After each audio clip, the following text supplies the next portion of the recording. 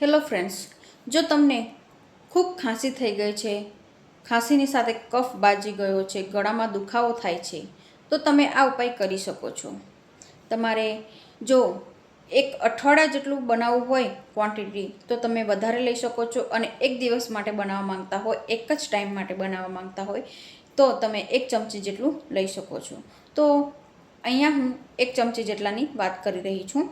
તો 1 ચમચી જેટલો અજમો લેવાનો છે. એ અજમો કાચો હોવો જોઈએ, શેકેલો ના હોવો જોઈએ. કાચો અજમો લેવાનો છે, એટલે કે જે આપણે માર્કેટમાંથી લાવીએ છીએ અને જે પેકિંગ લાવીએ છીએ એ જ પેકિંગને આપણે ખોલીને પછી ઉપયોગમાં લેવાનો છે. તો અજમાને આપણે સીધો પાટલી પર અથવા તો આપણા ખલમાં લઈને વાટી દેવાનો છે, ઝીણો ભૂકો બનાવવાનો છે.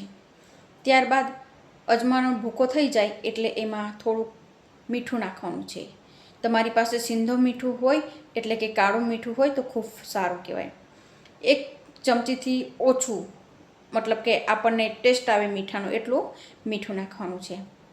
પછી એમાં અડધી ચમચી જેટલું હળદર નાખવાનું છે. આ ત્રણેય વસ્તુ અજમા સાથે, એટલે અજમો, મીઠું અને હળદર ત્રણેય વસ્તુ મિક્સ કરી દેવાની છે.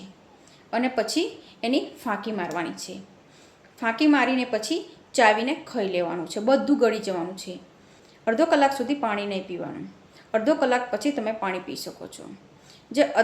જે અજમાનો જે તીખો ટેસ્ટ છે અને હળદર છે જેના અને મીઠું છે એના દ્વારા આપણા ગળામાંથી કફ દૂર થઈ જાય છે, સાથે ખાંસી દૂર થઈ જાય છે. તો આ ખાંસી દૂર કરવાનો ઘરેલું ઉપાય છે. તો દોસ્તો, આ ઉપાય તમે દિવસમાં એકવાર કરી શકો છો. આવા જ નવા વિડીયો જોવા માટે જરૂરથી મારી યુટ્યુબ ચેનલને સબસ્ક્રાઈબ કરો.